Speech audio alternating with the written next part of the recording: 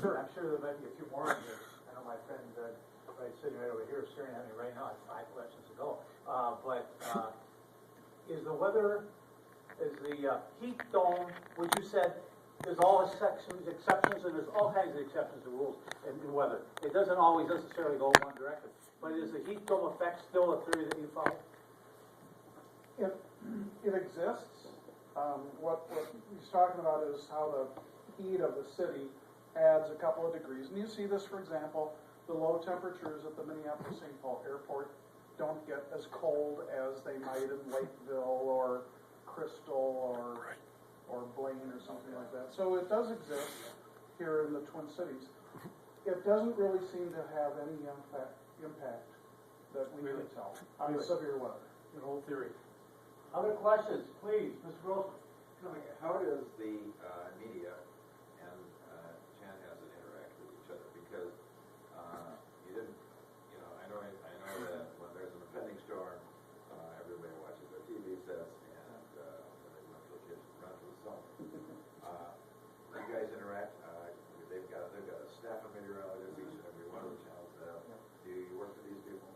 Absolutely. And a couple things. We bring the Twin Cities meteorologists together under one roof, all in the same room, in fact. Has been a fight yet? No fights yet. Twice a year we bring them together. We're actually having a meeting of the broadcast meteorologists at our office on November 17th. And then we'll another one in March or April. And what we're doing is just trying to make sure everybody's on the same page with how we issue our warnings, all the different techniques that they can use as well to convey to their viewers or listeners on what we're seeing. So we want to share the information because they're the conduit, they're the communicators to the vast majority of the people. So we want to make sure they have some of the same scientific background. We want to provide that information to them. So we do that, and then secondly, we've got hotlines to the TV stations. And we've also got a chat room that the TV stations can be in on as well. So they do a very good job. Frankly, they're a little bit hampered by the fact that they don't have a huge staff. It may seem like they do, but if you take, for example, Channel 5, they've only got Dave Dahl, Chicago Wendorf, and Patrick Hammer. And, 24 hours a day, 7 days a week. So when severe weather happens, it may be only Dave Dahl, or possibly Chicago might come in and help. But, Dave has to be on camera perhaps. Chicago might be feeding reports into Dave. They don't really have that much time to zero in and do study during the event and look at that storm themselves. So a lot of what you see is their professionalism at being a communicator, but they don't really have the time to study a storm the way we're designed with our staff to actually study storms. So a long-winded answer to a great question. Sorry about going with such We've a got long time. I haven't got much time left. Was the question? Did you have a question? Just a quick, it might even seem facetious, but when you say 30% chance of bad weather, what do you mean? At a particular point. Yeah. So Over a 24-hour period, 30% of those hours will experience bad weather. A 30% chance that a point in that area will experience severe weather. And you look at that, and that's based on kind of the climatology, where you figure the normal kind of climatological, say this one area has a 0.0002% chance of severe weather any given day. To now come out and say today this point has a 30% chance of seeing severe weather in this 24 hours is a significant increase from the 0.002%. Steve, you have a question? Yeah, my question is a little bit different. But since you're a meteorologist, I'd like to ask it. We don't, a lot of us at least, have towers and are worried about lightning. So my question is my house more likely to get hit because I have a tower nearby, or does it really provide maybe a cone of protection? And what about those little things with the porcupines on them? Do they help at all? as long as it's well grounded. That's the key. It really is. I mean, you see the lightning rods at a farmhouse. I think Those are well grounded. Hold it, Al, let him talk. Yeah, and so that's the key thing. Certainly, you've got a metal object sticking out. But do the lightning rods cause the charge to get dissipated before it happens, or do they actually attract the charge? They provide a more efficient path to the ground. To dissipate the charge or dissipate the stroke? The stroke is it's going down. Yep, the charge is building in the atmosphere whether there's a lightning rod there or not. But it's when a strike happens, it's to provide an efficient path through that wire down to your ground plane instead of going through your house through your electrical wiring. It's to provide an efficient path around what you want it to be, or to follow down your tower to the ground instead of following your coax into the house. In fact, this brochure that I've got sitting over on the table, Thunderstorm, Tornadoes, and Lightning, on page 6 is a whole page on lightning. And in the upper right, you'll see the stroke lighting up a tree. But what's interesting is if you look very closely, probably with a magnifying glass, you'll see several nearby objects with what looks like lightning trying to reach upward. That lightning bolt is coming on down from the sky, and all these different objects, many of them, are each one is sending up a little bit of a field upward to try to connect up with the one that's coming in down. Only one of those will make the connection, but each one of these is doing that. So take a look at this page. And it's got some great So if you left, if you want to grab one. Yeah, I brought 50 copies. Ray?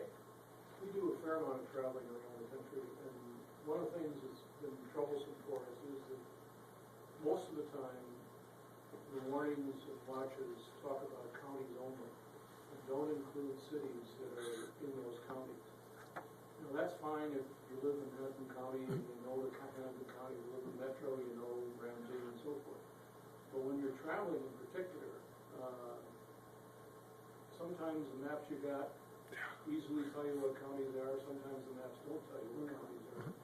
And I wonder why they don't list representative cities within the areas that the warnings are being issued for. Well, they do nowadays, I will say that. And going back to the image. It's better than the old days when they did 70 miles either side of the line from Yeah. I could never understand that. Yeah, That was the idea, we didn't want you to understand. yeah. We were trying to confuse everybody. But seriously, the warnings as they're configured now, the warning text will say Southern Anoka, Northwest Washington, Northern Ramsey, including the cities of, and then it starts rattling off all the cities that are in the warning. And in some, especially rural areas, you'll even hear the warning and see the warning say, Interstate 90 between mileposts 106 and milepost 113. That may be something you guys have adopted here more than I've heard of other parts of the country. Maybe. Yeah, we don't do the mileposts, I will admit, because there are so many highways out there other than just the 2-3 major interstates. So we don't do the mileposts, but we will rattle off all the cities, including those population 12, so that everybody gets warned. What do you do when you go out? Wait, let's see if we have some other questions, or if you have a chance. Anybody else have any questions? Kim? Going back to your slides at the beginning, a series of technical questions. What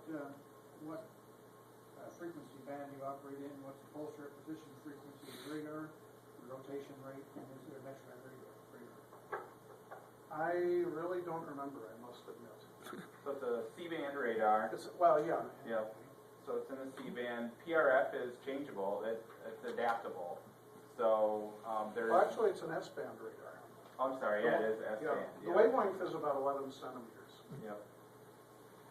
Yeah, and that's what the TV station ones are usually in the 3 to 5 centimeter ones. So that's there again coming back to the larger dish, able to point, that finer beam up at the, you know, the about 11 centimeter, 10, 11 centimeter wavelength. But otherwise, yeah, the PRF is adaptable, and that's one of the big things that, you know, they're looking at as far as going forward with the radar technology is doing those different adaptive PRFs to, you know, to get better velocity out of that. Pulse I forget- repetition frequency.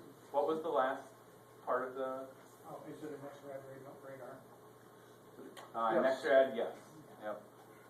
Steve, Serber. Yeah, I've done, last summer I did some traveling from here down to Texas, and it was just after Ames, Iowa got wiped out.